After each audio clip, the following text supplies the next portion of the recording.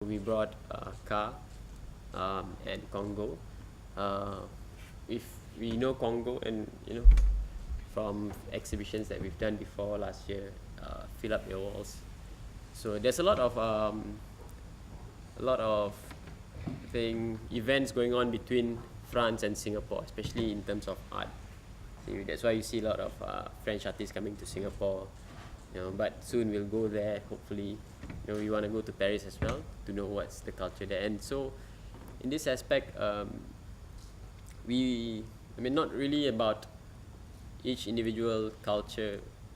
Okay, it's more of an urban culture, like culture of the city, because graffiti, it's very connected to the city, and we are in Singapore, and it's a city, and graffiti in itself is a global movement, almost like a huge family in itself. So I can be anywhere else in the world, and I can have a friend who practices graffiti, and we can, bunk in his house and then have the same mentality because of the medium that we are using through art, kind of things that we want to say through our art, which is mainly graffiti art. So this is why we bring the French artists over, so that they can talk to you guys about their urban culture, where they come from and how they started and basically their methods, their ethics as artists, and what they're doing now. Okay. Some of the questions like collaborations, I think it's important. That's why when we conducted the workshop yesterday, Rascals connected instead of any kind of like character design. We did more of a collaborative. So we got the students to sit down, even though they do not know each other, and to collaborate in their work. I think a lot of times artists are pretty much very self-centered people. They have their own surfaces, one canvas, and they work on their canvas. So what I like about graffiti street art is a lot of times we collaborate. Even though we have big egos putting our names everywhere, but we like collaborating. We have a kind of like when we meet, any one of us, we've never painted together, but we talk about our work. Yeah. We don't want to like one artwork overpowers the other. We always think about the whole big picture. It's a very collaborative effort, and I think you see that a lot in graffiti culture, collaborations. It's not about one artist. It's all about all the artists and the artwork itself, the message of the artwork. So that's why I appreciate graffiti. And also, I think to add my own point is I feel that, like, talk about graffiti in a negative aspect. I feel that it's actually not a negative thing.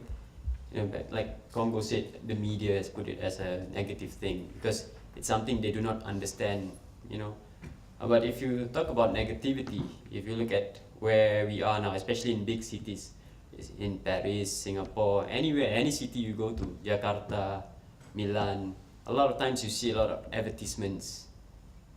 They pay for the space, they tell you what to wear, they tell you what to buy, they tell you how to look, what kind of shampoo is good for your hair, they tell you how to look, whether you're fat, you should be skinny. But every time they show you an advertisement about slimming products, they will show a skinny actress who was never fat before. So I think that's worse. So I would say that street art and graffiti is a counter culture for advertising, they dictate you how you live your life, how you have the newest handphone, the newest car, and everything. It's very materialistic and consumerism.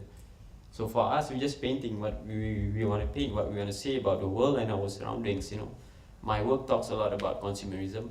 I'm talking about how consumerism is affecting our youth, our minds, and things like that. So I think graffiti, the culture in itself, since Cornbread, Taki 183, and then you go to Mac crew, and then you have Dad's crew, and then up till now at this point it's growing. I still see younger kids coming to the workshop, and they're still interested in it. And it's quite interesting because, especially in Singapore, it's quite restrictive. The laws are very strict, but you still see kids who want to do it. You know, they are willing to even ask me like, how much is it to buy a plywood panel? You know, they want to buy a plywood panel and like hang it on somewhere in the streets, hang it somewhere in the streets. I tell them, okay, that's fine. The most is you'll get fined for littering, not vandalism. It's a lesser charge, right? You know, you have to be smart about it. And they even though they know that it's kind of prohibited or restrictive in Singapore, they still want to do it. I think they find the freedom in that to express themselves, because a lot of times, you know, not everyone gets a chance to go exhibit in a gallery or a museum. You know, not all, especially younger kids. You know, they don't think about whether they want to go into gallery. I just want to say something through art. You know, I think that's how graffiti started. We want to say something through art, and they do it on the streets. Same with me when I started. I want to put my works on the streets because it's a big gallery, man. Everybody can see it. So we start on the streets. Nobody thinks about the gallery first, you know, unless you study in an art institution and then you go through all the, you know, the curators and everything like that. But I think the streets is a very open gallery.